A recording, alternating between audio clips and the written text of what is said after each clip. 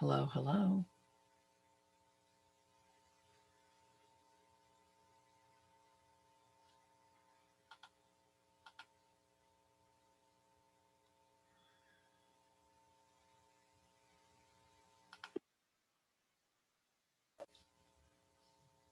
Hello, hello.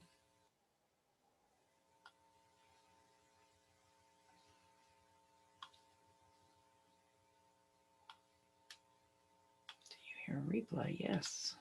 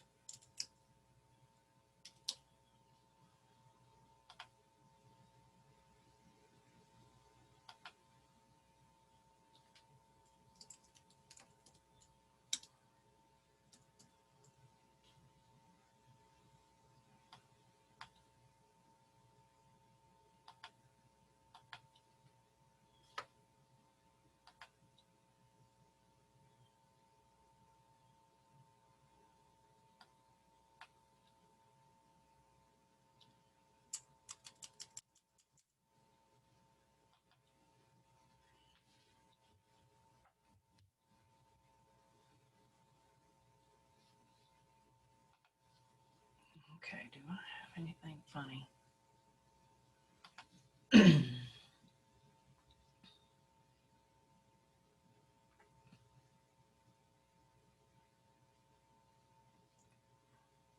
Good morning. Tom, I see you're connected now. Can you hear me? I can't hear you. Let me see. You're muted. I'm good. There you are. And there's Sean up bright and early. Look at him. Hey, Sean.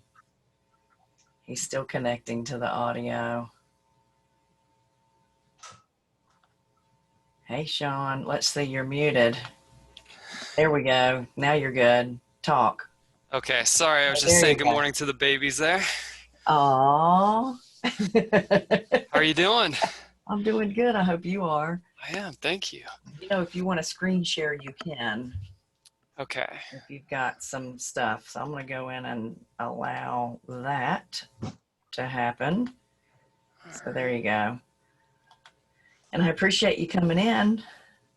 Yeah, thanks for the invite. How are things going with the group? We getting some attendees? Yeah, we get anywhere from 50 to 70 now. Wow. Because it's online and we're across the country now. Woohoo! Yeah, that's awesome. Wow. The word That's of big God is stuff. spreading. You're gonna have to tell me how to make that happen. That's something we're trying to do here. How are your meetings going? I see them come across a lot. And I forwarded them to a lot of people who I'm Thank trying you. to, well, you know how I feel about self-directed IRA stuff. If you understand self-directed IRAs, you can raise all kind of capital. Yeah, no, I really appreciate that. We've been really fortunate, people like yourself kind of helping us spread the word. We've been getting 100 to 200 people live on the webinars. So yeah, we're trying to get there. Yeah. Wow. That's Yeah. awesome. Yeah. Okay, so I'm going to ask you to stop sharing until until I give you the go ahead. I'm glad to see it works. That's awesome. Yep. Cool. Yeah, we, once the COVID hit, it was great for this group because we just started inviting people from all over the place. And the masterminds I go to, I've got an incredible network that I can tap into. So you should see the recordings. We've got the last 22 weeks have just been, everyone gets better. And I'm sure you're going to fall right into that category. Everyone gets better. So, well, every time you speak, everybody loves to, it's never long enough. It's never long enough. I don't know if you're taking a poll afterwards, but I appreciate your enthusiasm for it. It's true. It's all true. Are a lot of people, are you seeing people put more money into IRAs now, or are you seeing any kind of change since the whole COVID hit? One way or the other? Yeah, so actually, I am going to talk about that a bit because I think it's been kind of an interesting year with the inflow and the outflow, and it's been a wild one, obviously, on every level. So yeah, obviously I can get into that now a little bit, or yeah, I can. No, we'll wait till everybody gets here because I want everyone to hear. One of the things that we've been doing here at Carolina Hard Money too is we've really started doing a lot of education, and we record 2 hours every Thursday. We do one session called Ask an Ugly Question session. And the whole point of it is to just answer those questions that we don't really want to answer. Like, if we weren't going to use you, who would you recommend? Okay. Yeah. Wow. That's kind of a tough one to throw out there. So we don't want to beat our chest. We want to talk about, here's what's going on in the industry. Here's what your options are. Let's all learn together. That's really, really what it is. And the response we're getting out of it is just incredible. And then our second hour that we record is usually somebody from one of our masterminds. We had Eddie Speed on yesterday. He was fantastic. Awesome. It's on a YouTube channel. So if you Google Carolina Hard Money and put Eddie Speed on there, it should be on there if you want to see it. It's really, really good. He's got some great insight as to what's going on in the market. In fact, what he said yesterday was there are, let me make sure I remember this. I think he said 7 million loans that are in pre-foreclosure right now,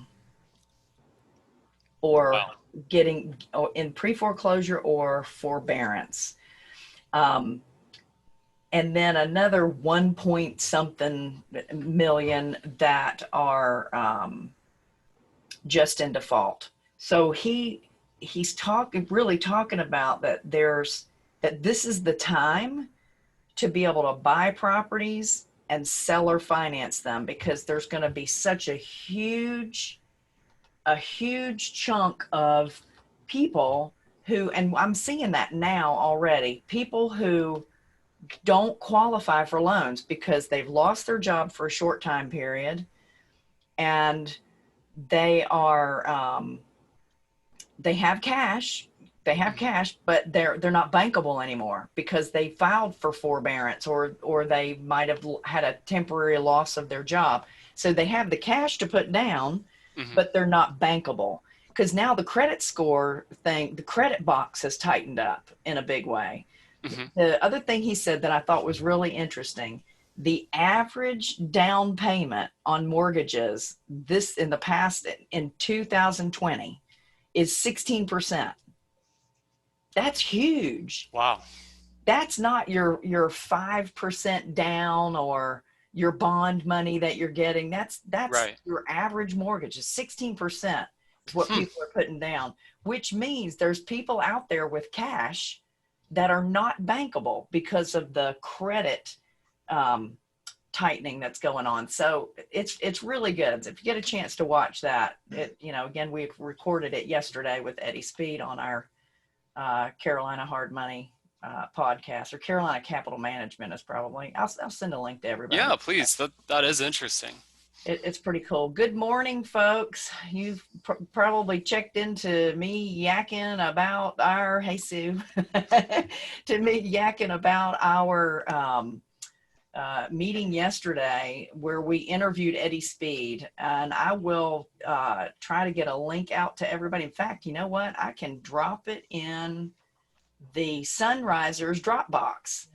That would make it real easy to find, because everybody has the link to the Dropbox. If you've gotten an email to remind you about Sonrisers, you'll have a link. You also have the link to the Sonrisers Dropbox, so you can see all 22 and today 23 recordings that we've had. So welcome to Sonrisers. We're really glad to have you. I'm like 2 weeks in a row with no funny farm stories. No. I'm sorry, Tom. I still got nothing. You know what that means? It means I'm working too hard. Absolutely. Yeah, we've got people out on vacation, and I don't know what makes people think they should go on vacation. Only thing it does is it makes me have to work harder. But they come back rejuvenated, and that's really what it's all about, right? Amen. So, Tom, we're going to let you take the floor. Okay, great. Good morning, guys. I just want to talk this morning just about life. And, it's almost like when you get on an airplane and the pilot said you've reached cruising height of 34,000 feet, which means that, everything is okay and we can put it on autopilot and everything is done. You just wait and descend and get to your destination. And so that's how maybe life is. Dot and I have had a great church friend that we had known for 20, 30 years, and she was single, had never been married, got married at 60 years of age. I guess this month, maybe 3 years ago. And she had said to us, she said, why didn't you guys tell me that married life was so much fun? If I had known that, I would have gotten married earlier. And so probably about 4 months, 5 months ago, we found that she had lung cancer, even though she never smoked. And so she passed the last of July, and her new husband eulogized her on August the 8th. And I was just seeing it on YouTube, and I was just amazed at his strength of being able to do that. Well, 2 days ago, I heard that his 33-year-old daughter, who was living in Virginia, they found her dead in her apartment, that she evidently had an aneurysm and fell and collapsed and died. And so here in 3 weeks, 4 weeks, he has lost his new bride of less than 3 years, and he has lost his daughter of 33 years. And, you know, these things happen in what we call life, and it's how we act and react when these events occur is what foundation, you know, that we have. And, you know, when we hear this and we hear about these deaths and everything else, we sometimes ask ourselves, well, I wonder what kind of life he lived. I wonder what kind of life his daughter was living. I wonder, you know, what kind of life his wife was living. As I said, she was a non-smoker. And I was thinking last night about the book of Job.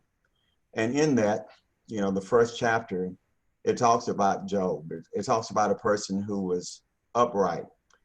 And not only one that was upright, but he was so upright that God noticed him. And God boasted about him and said, have you found anyone as upright and as faithful as Job? And he was talking to Satan. And Satan said to the Lord, he's only doing this because of all this hedge, this fence you have around him. You've given him so much. And he said, but, you know, if you take these things away from him, you know, he'll curse you to your face. And so God allowed Satan to touch him. Job had businesses, a very successful businessman, and he was upright and did it with integrity. And the scripture tells us about how all of these things, people came back and told him how all of his sheep had been killed and his oxen had been destroyed, and other vandals came in and thieves came in and stole his business. And Job heard that and understood that. And I said, you know, I'm thinking about that when it comes to, you know, the stock market or drop in the economy, and you hear about, you know, people who had a lot and how they just committed suicide. They couldn't take the loss of what they had because that's where their life was involved, and there was the foundation that it was on. And then so Job's 7 sons and 3 daughters were there, and he prayed for them, and he seemed to have been a righteous father, of mentoring them and encouraging them, and always making sacrifice for them in case they sinned. And he got word that his 10 children had been taken, their lives had been taken away. And Job, with that, was able to even survive, you know, that process. And it was just a point where his life and foundation was not in his business. It was deeper than that. His life and foundation wasn't in his family. It was deeper than that. And his wife, who had lost all of the things that he had lost, the 10 children, the business, and everything else. And she, you know, she was just overwhelmed, which would have been natural for someone to lose that much. And she had told Job, you know, all of this that you had and all of it is gone. Why don't you just curse God and die? Why don't you just, you know, there's someone here to blame. There's someone here who has done all this to you. And this person and this entity that's done all this to you, why don't you just curse him You know, call him what the name that you feel like is the worst name you can. Call him that name and just die. And he said to her, he said, you sound like a foolish woman. He said, the Lord giveth and the Lord taketh. Blessed be the name of the Lord. And he also said something that's so profound. He said, naked I was when I came into this world. And he also said, naked will I be when I leave this world. So the investments we make, and this is kind of an investment group built on biblical principles. But just remember how, if you have a picture of your parents had when you were born, when you were there 4 or 5 minutes old, you had nothing on. And Job was saying that when you leave this world, you will leave it the same way. No pockets, no wealth, no certificates, no degrees, nothing. That's how we will be when we leave this world. So these are, you know, I guess a lesson, scriptures I want to use because, you know, in our country each day, the average number of Americans who commit suicide is 125 people. You think about that per day. The number of people we have in our country who die from opioid overuse or drugs is 135. So we have over 250 people this Friday will lose their life. One and both are really at their own hands of where we are and what our foundations are. And so, you know, the scripture says, you know, with everyone get wisdom. But he said also with getting wisdom, you know, get an understanding. Understanding, you know, what life is. Understand that, you know, whether you're good or you're bad, tragedies and uneasiness will occur in your life, will occur in all of our lives. There's always that shoe that's going to drop. The question is, what foundation do we have? How do we go through those trials when they come? How do we handle those trials when they come? That's the part of, that's really what life is. How do you handle these things that come? And you don't have to be a bad person. You can be a great person. And these things, these storms come into our lives as they come into others. How do we prepare ourselves? I would say to you, the only foundation I know is the one that Job has. The Lord giveth and the Lord taketh. Blessed be his name. Trust him with all thy understanding and lean not on your own. These are just, they're not just words. You know, they're formulas. They're scriptures. They're the foundation that keeps us in a way that when these calamities occur, we have someone to hold on to, that we are not defeatists, have not been defeated, we are not victims, but we are children of the living God. So that's my encouragement today is, as we do the investments, as we hear about the deals and the interest rates and where the hot spots and all of that, as we deal with the virus, as we deal with the divisiveness that's going on in our country, you know, all these things are happening. But what foundation do you have today? What rock are you standing on? Are you prepared for that phone call? Are you prepared for when these things come to you? Are you in a position where you have someone that you trust, that you know, and you know that he loves you, that will take you through this valley? That's the question this morning. Let us pray. Holy righteous Father in heaven, Father, you have given us life, and it has all of the uncertainties with it. I just pray, Father, that we will always hold your hand, because there is nothing that occurs that ever takes you by surprise. You know the beginning and the end. You know what will happen to us, and you know how we will end up and how we will respond. But Father, I pray that as we walk through this valley, that we're always walking with you, that we have our hands in you and we trust you always. Yeah. We trust you for the known and the unknown. We trust you for the good and the bad and all those things that occur in what we call life. And so, Father, just continue to shower us with your blessings. And Father, let us always submit ourselves to you and trust you always, even to the very end. And so this morning we lift you up, Father, in Jesus' name. Amen. Amen. Amen. Thank you, Tom. That was wonderful. Always a good word, and always so grateful for what it is that you share with us. You know what I miss the most about these meetings is seeing everybody's face.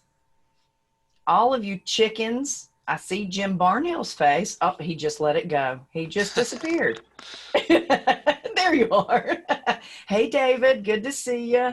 All of you chickens that are out there that won't let us see your face, shame on you. You know, when we first started this meeting, you could see everybody's face. In fact, one time we saw somebody in the shower getting ready, right? That was fun. Wow. That was one time I had to call him out and tell him, listen, this is very entertaining, but you might want to turn your video off. Anyway, I know it's early and it's you know, we kind of rush to get here, except for Don Tipton. He's always here even before I am every morning. But anyway, I'm so glad that you're all here. You guys have all heard me say a million times, and I'll say it a million more. If you understand how self-directed IRA money works, or any kind of self-directed money, if you understand how that works, you will be able to raise all the money you need to do business in real estate. When I first started lending hard money back in 2001 is when I started lending money as a mortgage broker. And it was 2002 that I realized, hey, I can lend other people's money and broker it. And I lent, at that time, I raised up to $23 million of other people's self-directed IRA money. $23 million. And that was in a very short, I mean, that was in probably less than 2 years I was able to raise that much money in just self-directed IRA money. And the only reason I was able to do that is because I educated myself on what self-directed money what you could do. If you know all the rules, hey, Wendell, and thank you for showing your face. If you know all the rules, and there are a lot, even if you just know half of them, it's probably more than most other people know that go along with self-directed money. You're guiding someone else. You're helping them invest their money. You're doing them a favor. And the other thing is, on the other side is, if you've got money, you need to be putting it in a self-directed IRA. It's never too late. So, and it's never too soon. And you need to be, you know, putting IRAs out for your kids, your HSAs, all of that stuff. So I always love when we get Sean McKay to come and share with us, because Sean is a wealth of information. He speaks to us as if we can understand it. There are so many people that get up and talk like, you know, using all those big words, but Tom talks to us like the third graders that we are. Sean does. Anyway, I am so thrilled that you have agreed to join us. And Sean, I want to make sure that you share with everybody too about the webinars that you do with American IRA. So I'm going to let Sean just take the floor. Wendy, thank you. Thank you so much. I really appreciate it. And I promise you, if I knew big words, I would certainly speak with those words, but I keep it simple because that's the level that I understand. So as is always the case, I'm very grateful for the opportunity to hopefully share a little information this morning. And, you know, certainly to Tom's message this morning, I couldn't agree more, quite frankly. I think a lot of us are kind of financial nerds, and we enjoy learning and growing and sharing experiences, but it's certainly not the foremost and most important thing in our overall lives with our faith, our family, other aspects. So certainly keeping that in mind. Hopefully, again, this is of some value to the group this morning. I'm going to try and share. Let's see what we got here. There you go. Okay. All right. Can everyone see that? Okay, great. So as Wendy mentioned, so today, obviously, we're going to be speaking about self-directed IRAs and 401ks. And certainly it's an interesting topic, especially in today's world. Wendy specifically asked me to speak to kind of what's happening. Obviously, it's been a year for the books in terms of the pandemic. So there's that obvious health scare and element that we're all dealing with, and hopefully you're all dealing with it well. But then there's also obviously the financial ramifications that we're all dealing with as it pertains to how to deal with our portfolios, how to hopefully continue to flourish financially. And so there's a few things to unpack. I think certainly the most important thing I can say on the front end is that really what I'm expressing this morning, what I'm sharing, is not necessarily a personal belief about asset allocation or what the best strategies are, nor is that the American IRA message of, this is where we think you should be looking for investments. It's really more so just around the conversations that I'm lucky to have with a lot of our clients. Wendy certainly is one of those resources that I lean on. She was sharing with me some thoughts this morning about what she's seeing in the marketplace and where the opportunities are. So it's really, if nothing else, kind of a regurgitation of what I'm hearing from intelligent investors and entrepreneurs out there. So for those of you that have heard me speak many times over the years, kind of local to the Charlotte market, I'll apologize. The first few minutes will be kind of a review, but as Wendy said, she's done a tremendous job growing this group, and so it looks like there are quite a few new faces. So hopefully you can all just kind of bear with me, and then we'll kind of get into the meat of it. But just to kind of make sure we're all on the same page in terms of these self-directed accounts. First, to me, I think we start with just kind of the general idea of IRAs and 401ks, and how if you're not truly self-directing your retirement account, you're probably going to be investing in some sort of product that can be purchased from a bank or from a financial advisor. So it could be anything from investment into the stock market, such as stocks, bonds, and mutual funds and ETFs. It could be some sort of products like CDs and money markets to really just kind of be very conservative with your cash. There are a lot of products out there, annuities. There are so many things that we can do with our IRAs and 401ks that most of us are familiar with. Now, I'm the first one to say that these can all be terrific tools. I have the utmost respect for kind of the traditional banking world, the financial advisors that are out there. My dad was an advisor for about 35, 36 years. So I certainly appreciate that there can be a place in your portfolio for these sorts of products. But today we're going to kind of focus more so on the other end of the spectrum and the other opportunities that are available to us. Now, I think when I look at our client base and individuals that decide to self-direct at least a portion of their IRAs and 401ks, typically they're moving funds to us for one, if not two of the reasons on this screen. When we look at the stock market, I think most of us would agree, especially if you're a member of this group, that the stock market can be a very complicated, and at least to someone like me, a very confusing place. There are so many variables out there. There are so many things to analyze and to consider that it makes it very challenging, especially for any of us that are kind of amateur investors, to quote unquote beat the market.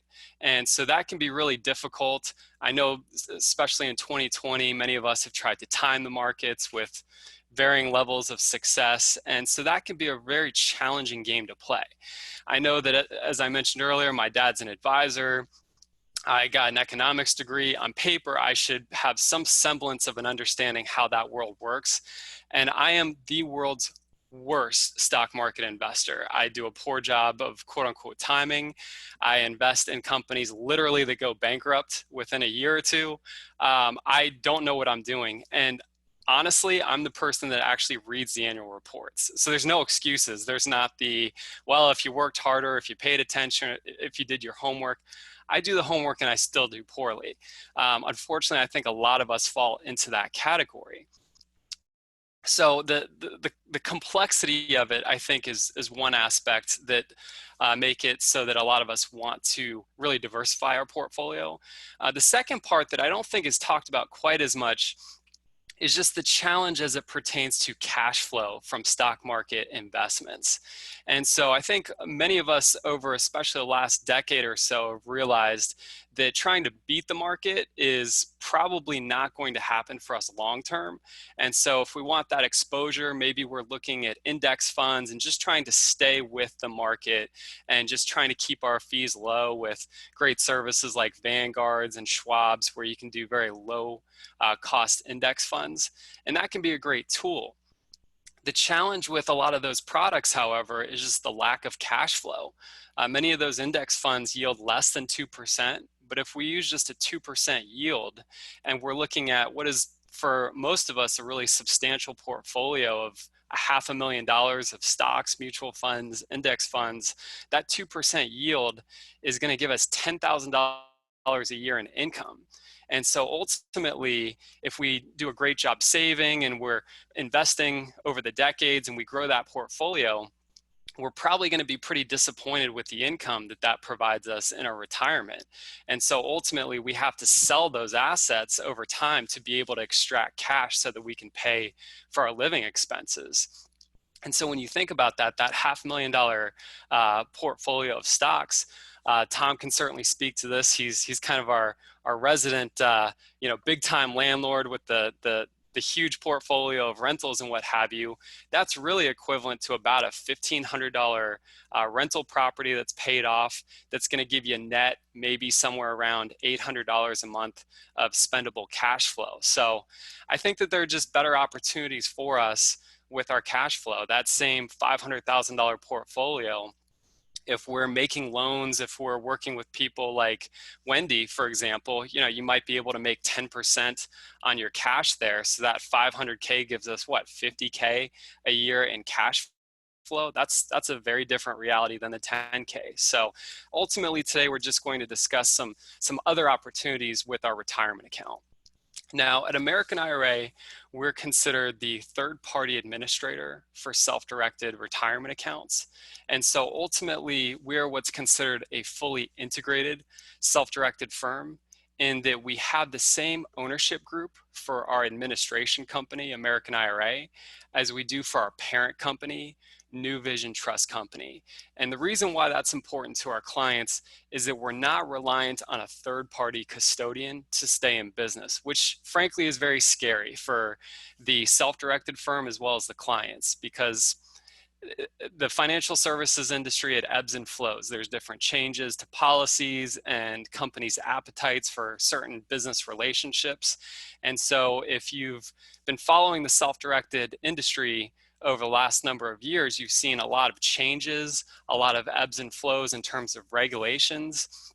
And so if you're reliant on a third party, you can receive a notice from that custodian saying, unfortunately, we're no longer interested in being the custodian for your firm's assets. You have sometimes as little as 30 days to find a new home for your client's assets, which is terrifying. That's the worst letter you get, quite frankly, as a self-directed provider. So as I said, we are a group that is fully integrated, so we do not receive that letter.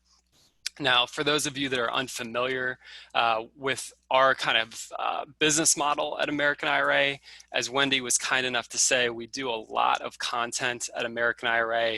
I usually do about 2 to 3 live webinars a week, and we do have a lot of recordings banked in our website. And so there's a lot of information out there. Our fees are very different than what you find typically in the self-directed industry. most of the time you'll find that firms are charging a higher annual fee as your account balance grows. So your $50,000 annual fee will look very different than your $200,000 or your $500,000 account balance annual fee. Or firms will charge a per asset per year fee of $200 to $300 per year per asset, which obviously can get very expensive if you have a number of notes or rental properties or fix and flips that you're involved with your account. So our model is pretty different. We, as a self-directed provider, we're certainly not picking investments for you. So we don't really feel as though we should get to see the upside as your account balance grows from $100,000 to $200,000. So our set annual fee for our IRAs is capped at $285 a year. And you can do unlimited transactions, so purchase or sale of assets for $165 a year. So it's kind of an interesting value proposition there. Stop right there for just a minute. Sure. I want everybody to understand how important what you just said is. We at Carolina Hard Money work with a lot of custodians. And yesterday we actually mentioned you on our Ask an Ugly Question session because we were talking about, the seminars that different IRA companies give out. And one of the things we mentioned is find a custodian that does an annual fee, just a one-time annual fee, because it can get really expensive if you are charged transaction by transaction. So I want everybody to understand that that's a huge savings, what you just said. Hey, Wendy, can I comment on that? Don Harris. Absolutely. Don, are you going to show your face? Or are you just going to talk? I'm driving down the road. Okay, so I'll let you get I just moved the majority of our accounts to American IRA with Sean a little over a year ago. And fee was the main reason. I was with one of those other companies you named yesterday as well. And I was satisfied with their service, but the fee savings by switching to Sean was significant. But the unexpected benefit was the service level. I have been extremely pleased with the service level as well. And so Sean, you owe me a cup of coffee, but that's all I would want out of that. Thank you so much, Don. I appreciate that. And yes, we'll have to help you a little on the annual fee or something for that, for the positive words there. Thank you. And Wendy, thank you for kind of, better articulating that value proposition there. So yeah, there's a lot of value there, we do believe. And I really appreciate Don's words there. I always tell people, if you can tolerate either speaking with myself or our sales team at American IRA, you're going to be very happy with the operations team. We have a lot of high quality people that do a really great job. We get a ton of great Google reviews. If you check us out on that platform, that's one of the reasons we've been able to grow, is just the great word of mouth from our clients and what have you. So I appreciate that. Certainly have a lot of content to get to today, so I just want to make sure that I'll just cap it by saying we also have a lot of continuity at our firm. A lot of our team members have been with us for 8, 10 plus years. So you're not seeing the turnover amongst especially the senior team members. Somehow I've been able to stay employed at the firm for 12 years.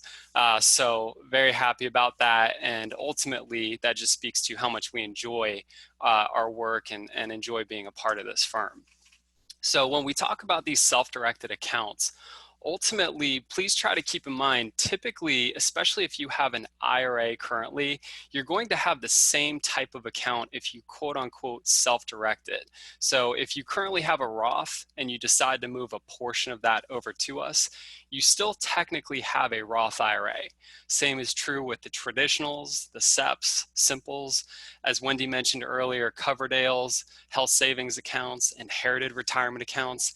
They typically stay in their exact same form, which also means they have the same exact rules and regulations associated with them, whether they're with a self-directed provider or with your typical securities provider. So the same ability to make contributions each year, the same ability to take distributions. The rules are identical. And so for those of you that are self-employed that do not have full-time employees, we also have a solo 401k product that is really interesting. We actually do a webinar where we just kind of break down all the nuances of the benefits of that, which are really kind of intriguing, again, for those of you that are entrepreneurs without full-time employees. Now, the way the IRS code is written is it tells us what we cannot invest in with our retirement account. And that's essentially just collectibles, life insurance policies, or investments into S Corps. And so as you can see, this is by no means a complete list of what our clients are investing in, but some of the most typical investments we see on a daily basis. So as it pertains to real estate, any type of physical real estate can be purchased with your retirement account. So anything from raw land to condos, townhomes, single family homes, commercial buildings, industrial buildings, apartment complexes, all of those things are available to you. Now, certainly with larger investments, such as an apartment complex, a lot of times we'll see clients that will invest into a multi-member LLC, and then that LLC will then go on to make an investment.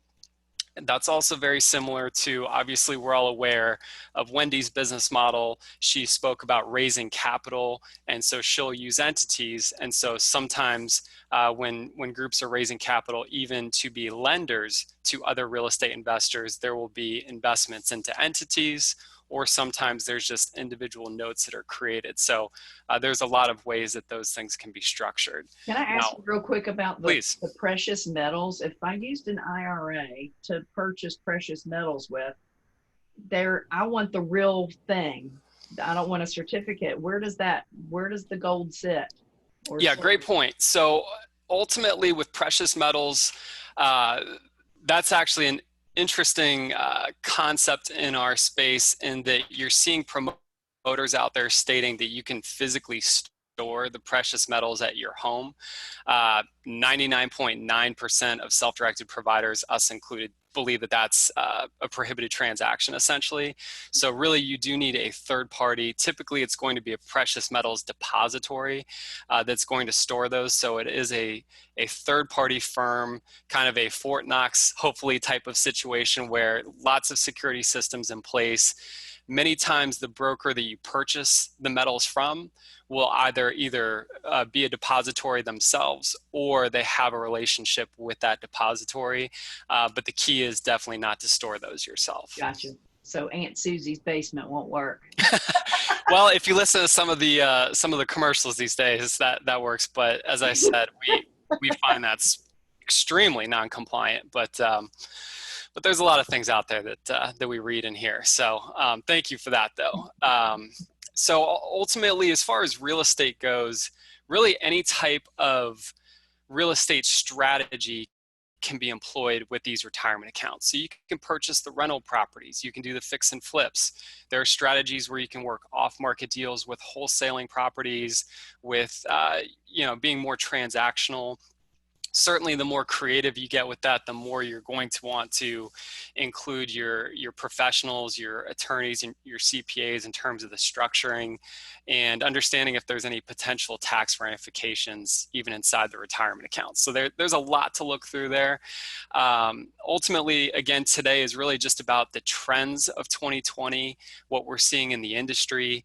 And certainly, as you can all imagine, it's been a very unique year in this space. Again, I started in 2008, which was also a very unique year, but I would say kind of a different year, just based on the dynamics of what was happening in the world and in the economy, and what was causing the challenges. So quite frankly, what we saw at the beginning of this pandemic was the first few months, we'll say the first 2 to 3 months, we saw a heavy outflow of funds to securities from our clients. So we saw, and I give our clients a lot of credit for this. They saw that the stock market was dropping considerably very quickly, and they wanted to take advantage of that discounted price, whether it was individual companies or index funds. They went pretty heavy into that space. And again, this is all about self-directing and finding the investments that you're believing in, that you think makes sense, that you think give you kind of a margin of safety. And so again, those first few months, heavy outflow, taking advantage of those discounts. Many of us did. I will tell you again, poor stock market investor. So I went index fund to try and hedge against my lack of competence, if you will. I was very early, as I think some of us were, thinking that it wasn't maybe going to be quite as dramatic of a drop as it was.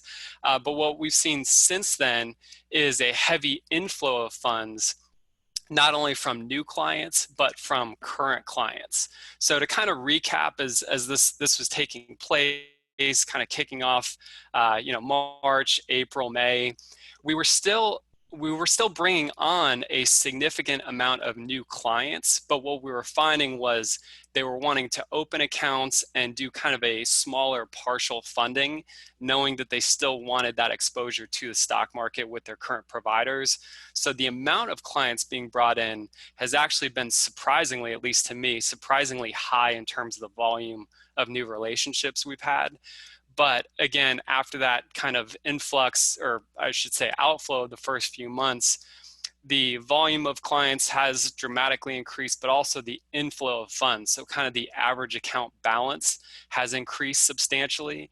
So we're seeing, and we'll kind of dig into this further, but we're seeing clients becoming more and more concerned about the valuations of assets such as the stock market as a whole. And so they're wanting to kind of start looking at diversifying, looking at hard assets, looking at things that they're going to be a little bit more comfortable with long term.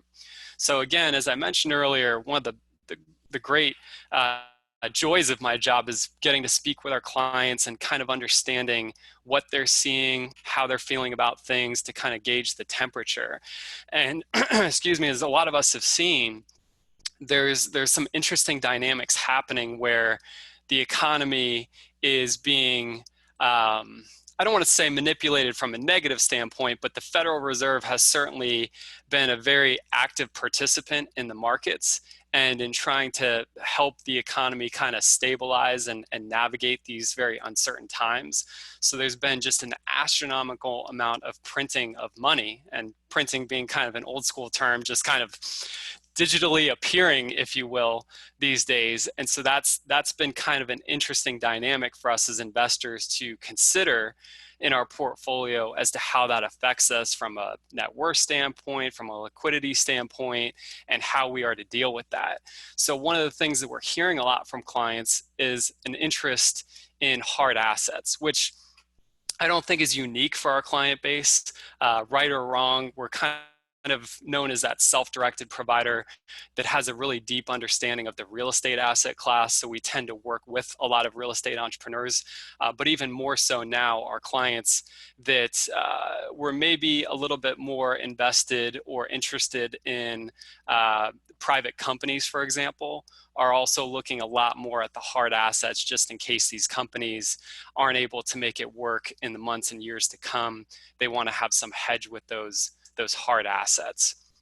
So the first thing we're seeing is the short-term financing is something that our clients are really looking to take advantage of. Again, not so much hard asset based, but wanting to have some exposure to the real estate asset class in a way that makes sense for their lifestyle. And so what we're finding is that there are a lot of investors, and certainly I'm sure many of you on this call, who are finding really interesting and discounted off-market deals. And so they're needing funding, certainly, as Wendy mentioned earlier, to be able to fund these deals. And as I'm sure many of you experience, part of being able to find a deeply discounted deal is being able to move quickly. So they're needing usually private capital in order to fund these deals. And so it's kind of an interesting time where you're seeing, at least in our market in Charlotte, largely at most price points, kind of at least a stable market, if you will. We're not seeing this crash as we've seen in the stock market. So it's been overall kind of macro a stable market, but there's been a lot of kind of granular, interesting, and deeply discounted opportunities for people to take advantage of. And so there's kind of a few ways that you can do that. So the first is just kind of what I would consider kind of vanilla short-term type of strategy, where you're working with those entrepreneurs that need that quick capital to be able to close on that deeply discounted deal. And so usually what we're finding is that these self-directed accounts are being used as kind of that takedown money. So the investor needs $100,000 to purchase that property that they believe is valued at, as is, maybe $150,000. So that IRA money is putting together a short-term note. Maybe there's points, there's an agreeable interest rate to that. And then ultimately, the plan is for a few months from now, that investor is either going to try to fix and flip and exit that property, or if it's going to be a longer term hold, they're probably going to look for some longer term financing to put in place and to kind of exit from that perhaps higher yield type of private money from the self-directed account. We're also seeing more and more of what's considered transactional funding, so very, very short-term funding. So what we're seeing is, again, a stable market, at least knock on wood to this point. And what we're seeing is there's a lot of activity off market, especially with wholesalers. And so depending upon the state that you work in, depending upon the closing attorney resource that you have, your attorneys or your escrow agents for closing might dictate that you have to have two separate closings for a wholesale deal. So the seller, who's the individual or entity in the transaction, is going to have to actually sell and close with wholesaler, person B in the transaction. And then typically same day, that wholesaler is going to sell the property to the investor, who's C in the transaction. So the wholesaler who's trying to do that A-B transaction actually needs cash to be able to close that transaction.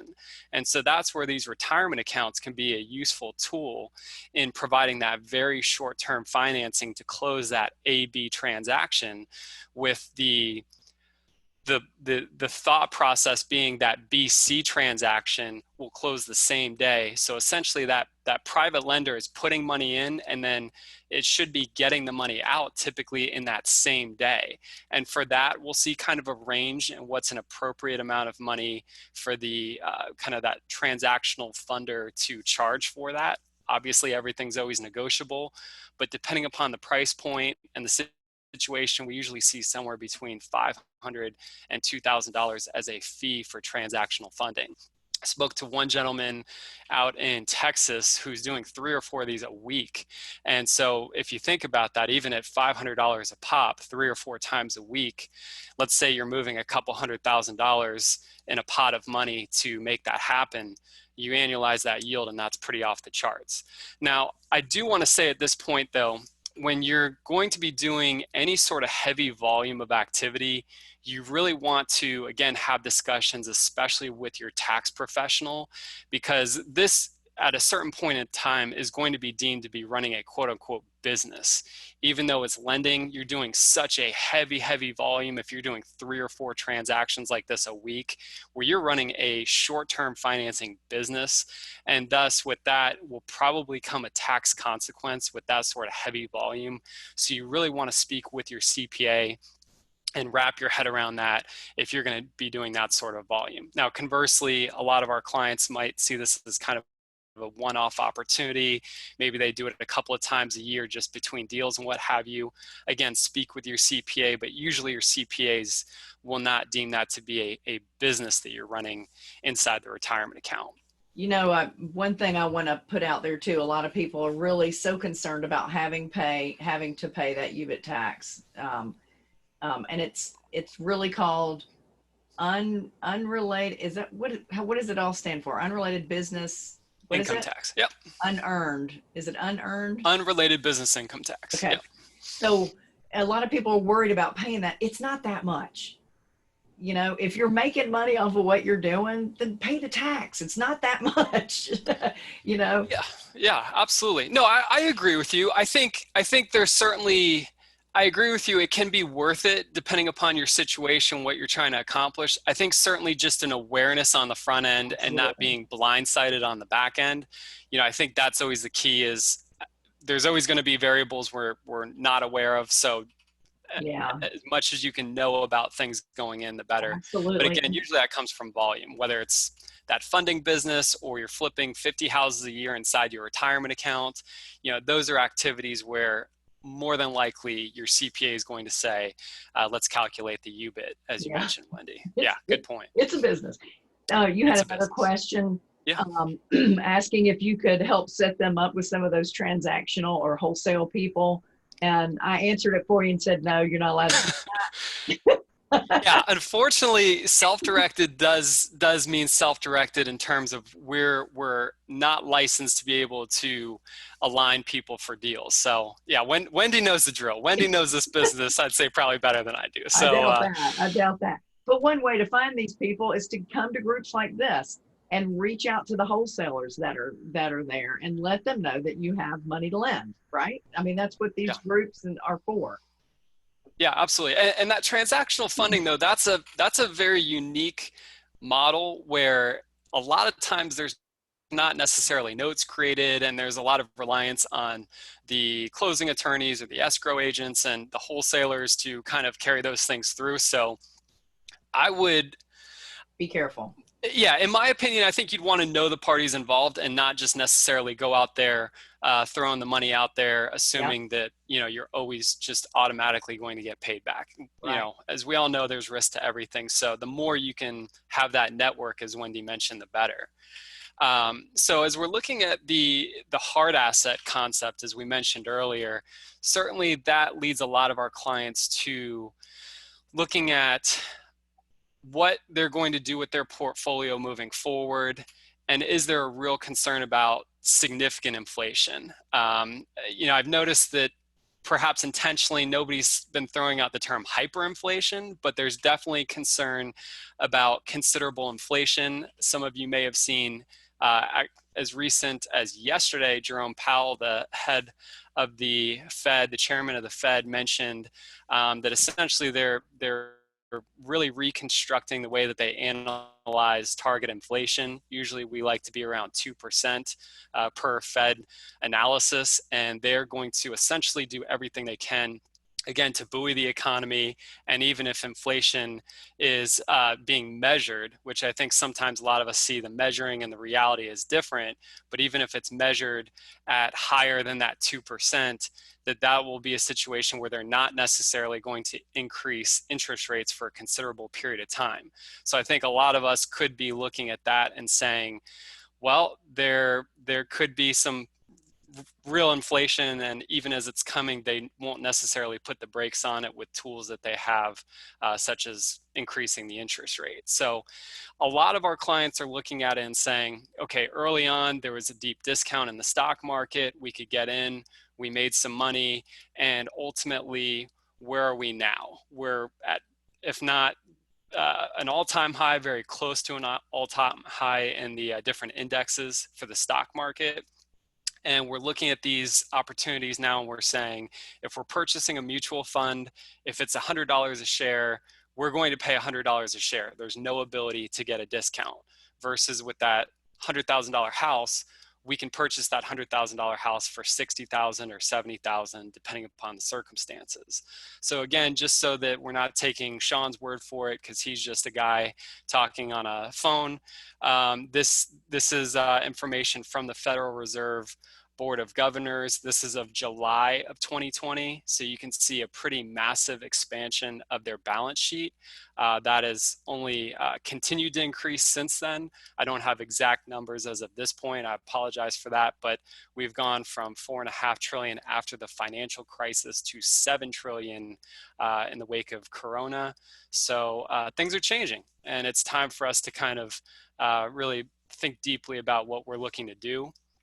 Now, again, kind of macro, things seem pretty solid in the real estate asset class, but we're finding kind of two scenarios cropping up pretty frequently amongst our clients in terms of the ability to get really high quality deals. And the first one is we're seeing, unfortunately, there were a number of pretty undercapitalized landlords out there. There were individuals that were really growing their portfolios quickly and considerably. And, you know, for those of you that know me, I'm painfully conservative in terms of cash reserves that we try to keep per asset. So I'm not making judgments. You know, a lot of you have done a lot better than I have over the last 10 years and growing portfolios more quickly. But with that has come certainly significant leverage, sometimes shorter term debt, even for their longer term assets. And so unfortunately, we're seeing a number of those landlords that are being forced to sell right now just based on their inability to keep properties up. An HVAC unit goes out. Unfortunately, they don't have the cash. The tenants are having their own challenges financially, maybe job loss.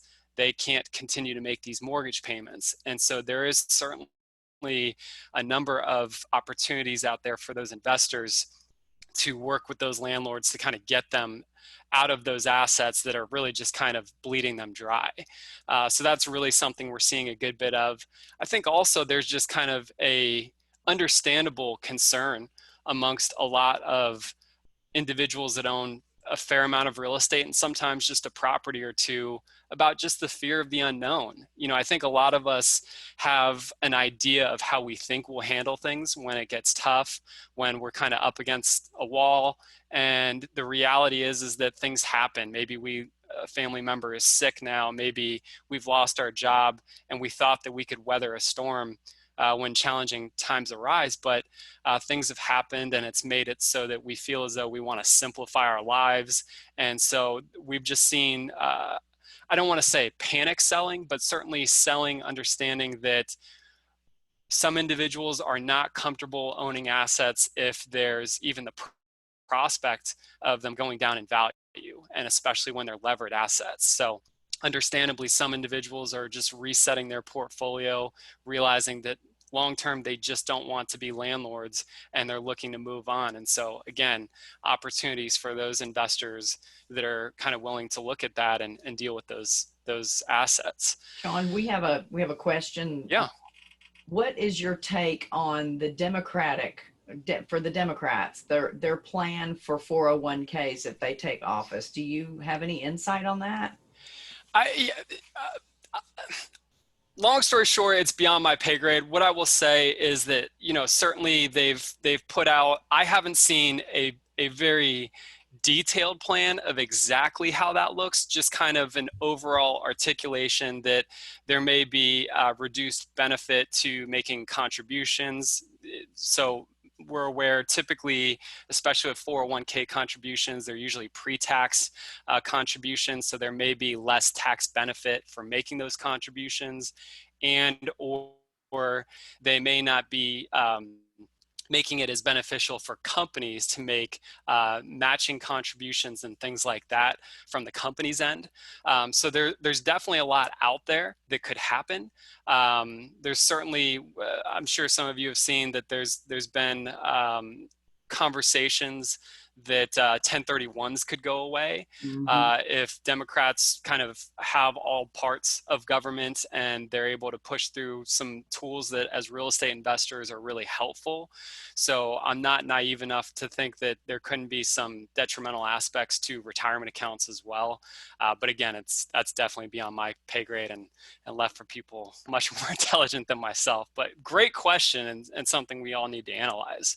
I think also that means that a lot of what we're going to see is a departure from 401k contributions and much more of a focus on IRAs, because those are vehicles that we're controlling. They're not tied to a company that we're employed by.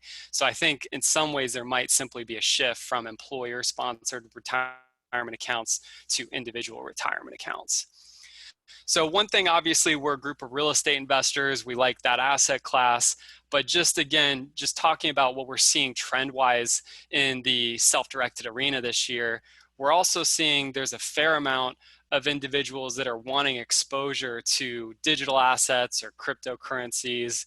Our buddy Brian Maddox in this group, he's kind of the expert on that, somebody that I've leaned on for some guidance as to how to analyze that. And what I learned was Brian knows this stuff and I'm not going to, and I'm going to leave that for the pros. But we are seeing a lot of clients that are looking for, again, just a larger diversification.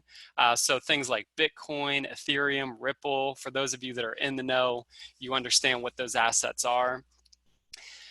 What we're hearing from clients is it's not so much that they feel that they have a really strong understanding of what moves the market for cryptocurrencies, but ultimately what they're looking for is inverse relationships or potential inverse relationships to the stock market.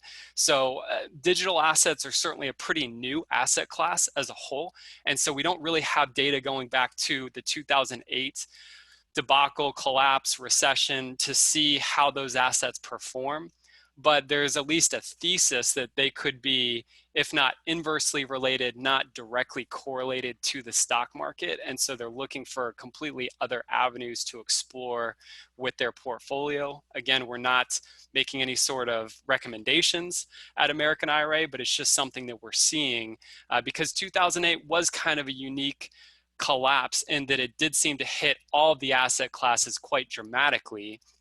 Again, for those that were landlords, most of the time the rents were not hit certainly as dramatically as perhaps the value of the property. So there are still plays for us to create cash flow and to build our asset base. But this is something that I may not have assumed would happen with the digital assets becoming more and more popular. And I'm the first one to tell you this is not our primary asset class that we see amongst our clients. So the way that we handle that is for clients to create a retirement account owned LLC, which for those of you that know me know I'm not somebody that's a huge proponent of that's a great fit for everybody, but that's really the only way mechanically we can assist clients with making that type of investment. So an IRA becomes a member or a 401k becomes a member of an LLC. That LLC then goes on to create a relationship with one of those platforms that you can purchase and sell those digital assets. So it's just kind of an interesting dynamic to the market. And also, I didn't know if we're going to have any time left, but just very quickly, again, a lot of wholesaling going on with our clients, IRAs and 401ks. Again, to the point of those homeowners and landlords that are in challenging times financially, we're seeing an increase in subject to purchases with our clients. So the basic premise is that a homeowner is willing to sell the property to you and allow the financing to stay in place. So again, you need to work closely with your attorney to make sure that they're not going to insist that the property's paid off at the time of sale, but you get to keep that underlying financing in place, which actually works very well with the need for our IRAs and 401ks to have non-recourse debt in place, because it will be by definition non-recourse. It is still recourse to that original homeowner, that borrower that signed on that debt, but it is non-recourse to you personally, to the retirement account specifically. And lastly, with interest rates being low and presumably low for the considerable future, I'm having constant conversations right now with investor groups, with funds that are putting together syndication offerings. So they're buying 200 unit apartment complexes, they're buying industrial, they're doing all sorts of different things. The cost of capital is low, and so they're looking to acquire assets, again, with a thesis that there may be especially considerable inflation to come.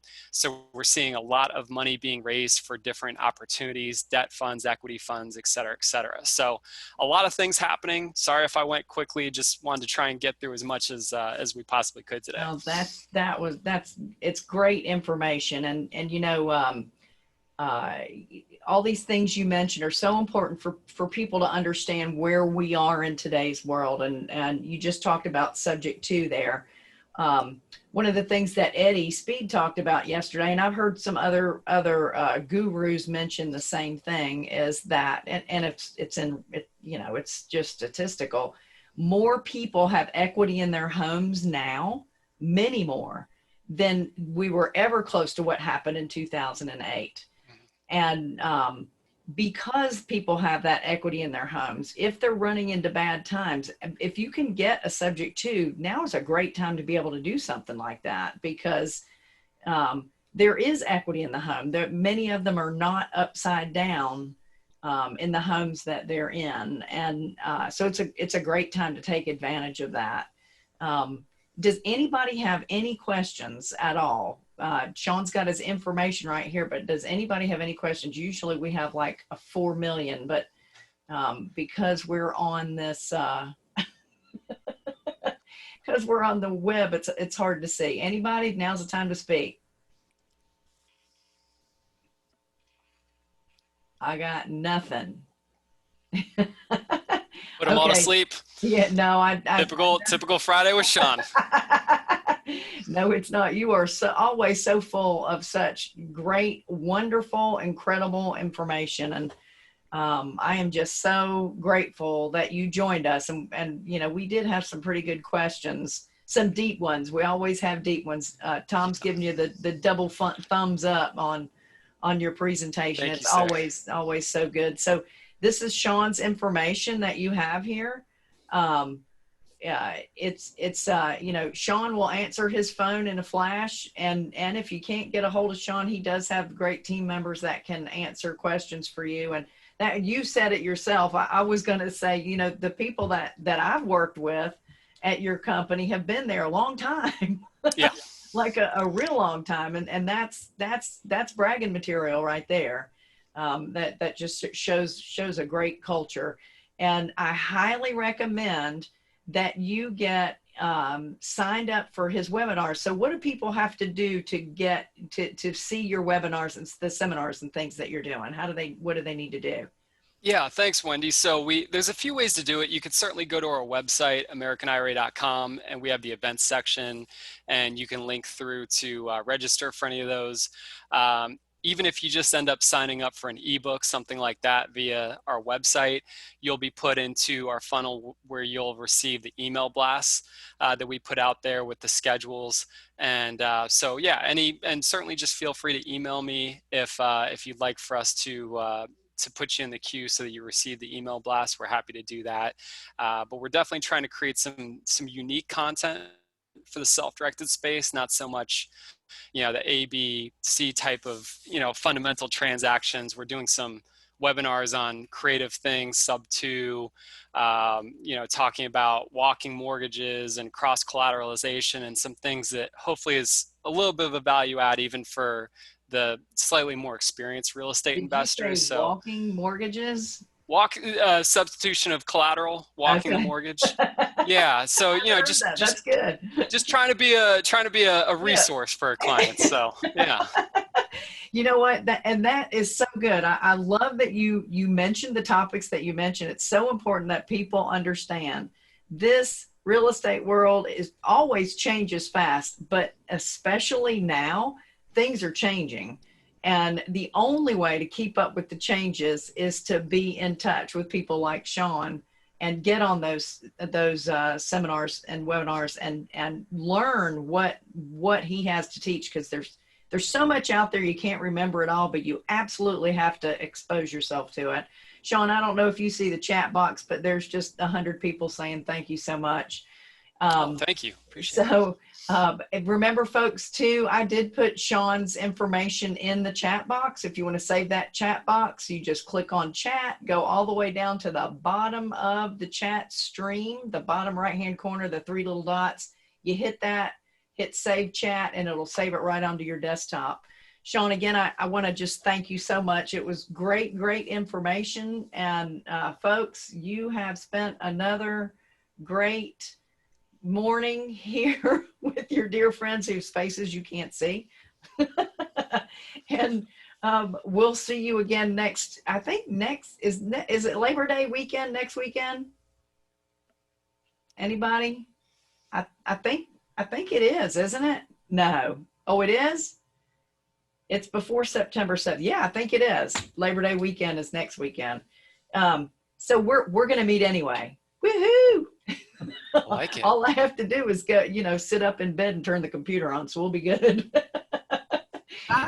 Y'all have a great week, and we'll talk to you next week. Thank you all so much. Thank you, Wendy. I really appreciate it. Thank you. Bye-bye.